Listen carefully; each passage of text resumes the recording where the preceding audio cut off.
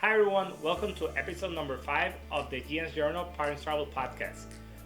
Sorry we were lost, a lot of travel work, doing a lot of stuff with the kids, so we're back into it. We're gonna be talking about security at the airport, so how you gonna feel safe and your travel is gonna be smooth.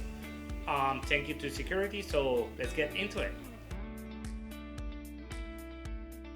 So, what is the reason for security at the airport other than terrorism? So basically, it's the passengers and crew protection. So we want to make sure that, or the government wants to make sure that basically the people that are after security is the passengers that are one.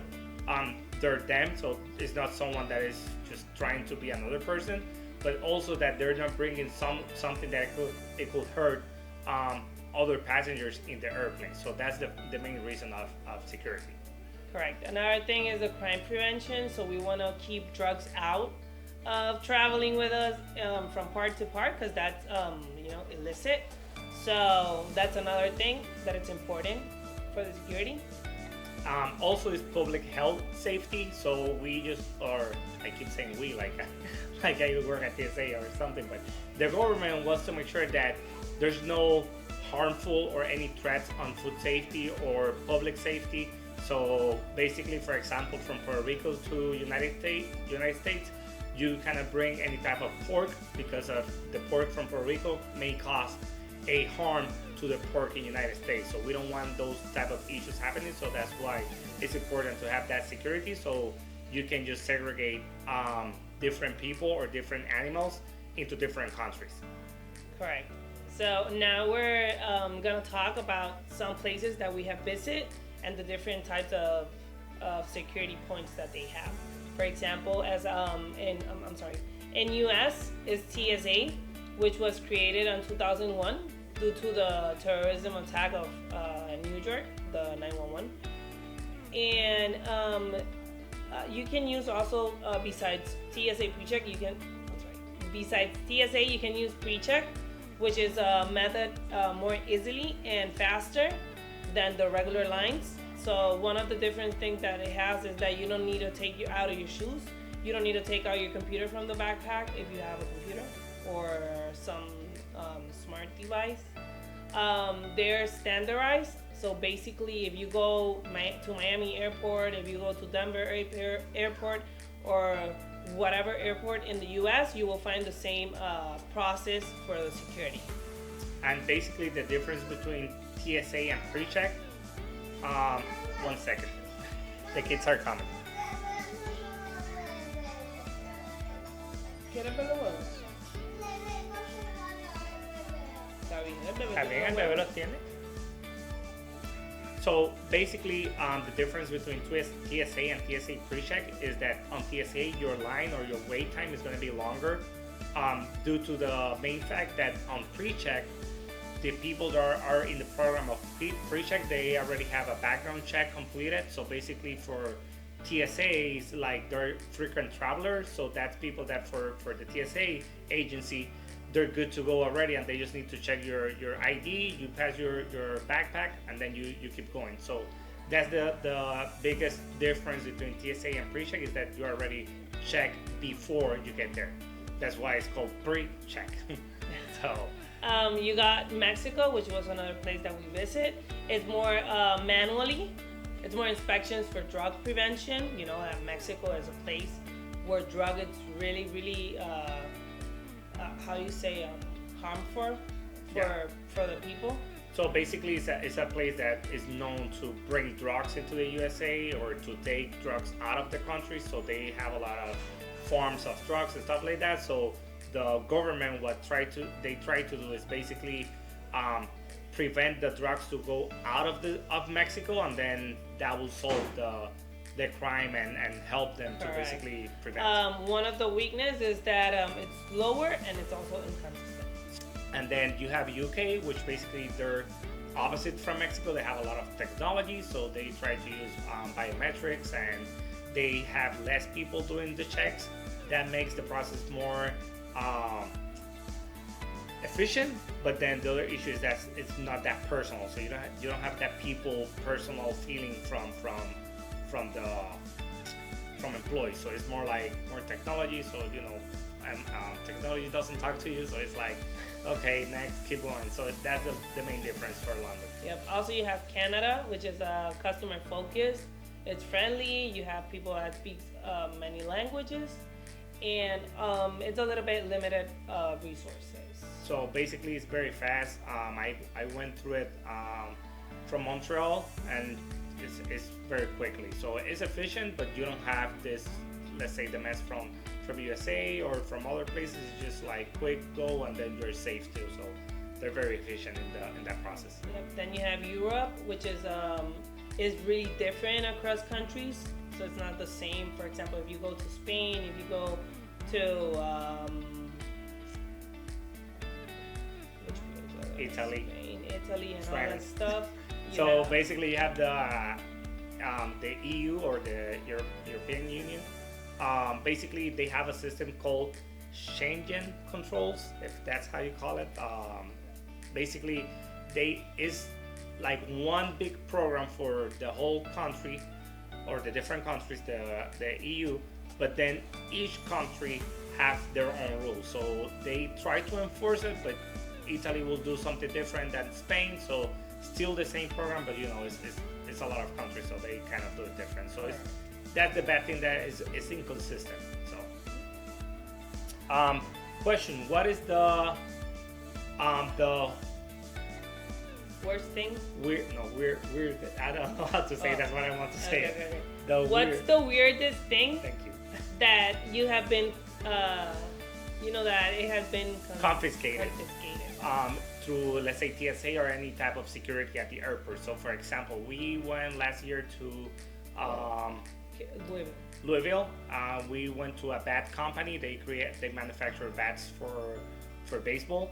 It's Slugville. Yeah, Slugger, something related. And then they give us like small bats. I will say maybe like this. Yeah. No, a little bit less. Gianluca was a little bit less. So let's say like this. But then they gave us one like this for Gianmarco. So yeah. But then the three that were bigger, they were stopped through TSA, and they were not. They were confiscated. They were confiscated because they could be a weapon. Yeah. Interestingly, we say that TSA is very consistent in the program. That same date, my mom flew from a different airport. They have the same bats, the bigger ones, and they didn't have any issues. They didn't have any issues. So the supervisor for that TSA was able to allow that to pass. Things that happened, we basically lost those three bats as a memory. But oh my God, you know what? I remember now when I was like 13 years old, I had I don't know if it was my first flight. I don't think so. But I was coming here to Florida, and I bought new from Saison. I don't know if you remember that thing, but I was a freak of Saison. And I had a tanning lotion that was new, a brand new. I never used it. I went to flight and I had it on my bag that was on my carry-on. So I never used it because they took it and I saw like it was like they put it on the trash. I was like, wow, I never used it. That happens a lot to all of us. So just tell us what happened to you, and we will share your experience.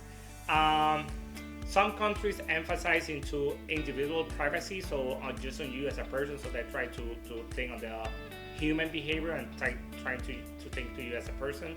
Others prioritize on collective security. So it's more like, I would say they don't care about your own privacy. It's more like, okay, you are important, but the collective or the nation is more important than you. So that's how different countries look different on the security part. Just share your work experience on that part. So the other thing is that now with AI, AI, okay, AI. Basically, you will have, if you have to have a 99% accuracy TSA, or we call it TSA, security check at the airport, you prefer that 99% or have more privacy on your information? Because when you give information through AI, you're programming everything to a computer. So what do you prefer? Let us know. You prefer having 99%, or you prefer to have your security privacy basically on your own? For me, the perfect will be a happy medium. For me, So because you have people that you know that doesn't take technology at all. Like they don't like it, and it's and you know, for example, if you have somebody from another place, you have base cultural bases that will be, you know, way different between countries. So that will be a negative thing. And also, if something gets how you say, if something doesn't work at that moment, then you need a person to fix it. So that's another thing that we should take in consideration. The good things about AI, it will be less waiting. So basically, it will be very efficient on the timing, smooth process, and then more relaxed travel. So most likely you won't have to take off your shoes or stuff. So it will be more like you have everything. Let's say your backpack even on your back, and then you can just walk through by, and it will be perfect. Yeah, so that's it's faster. Correct. So on the challenges side, you have data leaks. So the information might be by a hacker penetrated, and then you will have issues of data for the citizens. And then also you're relying on tech. So if something goes damaged or shuts down power, energy, then you need to have a backup plan for those. That will be humans. Issues. Yeah. So that will be humans, going back into humans. And then you have cultural resistance with different people. You know, they may be resistant to technology. So you may need to have a plan B or another section for those passengers that they don't want that technology. So just let us know what you think. Do you prefer AI into your security, or do you want to stay how you are at your country? Let us know. I would like to stay as we are. Yeah, I think that is me. Because I know it's easy. It's easier and it's faster. But I think that person to person, it's something that we're humans. Yeah, we at the end of the day, interaction. At the end of the day, what you're waiting 30 minutes, just arrive on time, and then at the end of the day, you won't have issues. So you won't be waiting on security for 2-3 hours unless it's basically international travel that you're doing immigration. That's a complete different story. Correct, and as you said, you can have combination of both. Yeah, that won't be a problem. Yeah, the best of both worlds. When it's super full, then you go ahead with the other option and get it out. So, thanks for watching this episode. We want to have your comments, your experiences on different types of security. Tell us different countries, different experience. Next episode, we'll be exploring or talking about different types of vacations. You have daycation, city breaks, road trips, volunteer. So you have a lot of different. So follow us, leave a review, comment, share, and everything. The kids just arrived, so let's have fun with them. And don't forget that traveling with kids is not a chaos. They're unforgettable memories. Bye. Bye.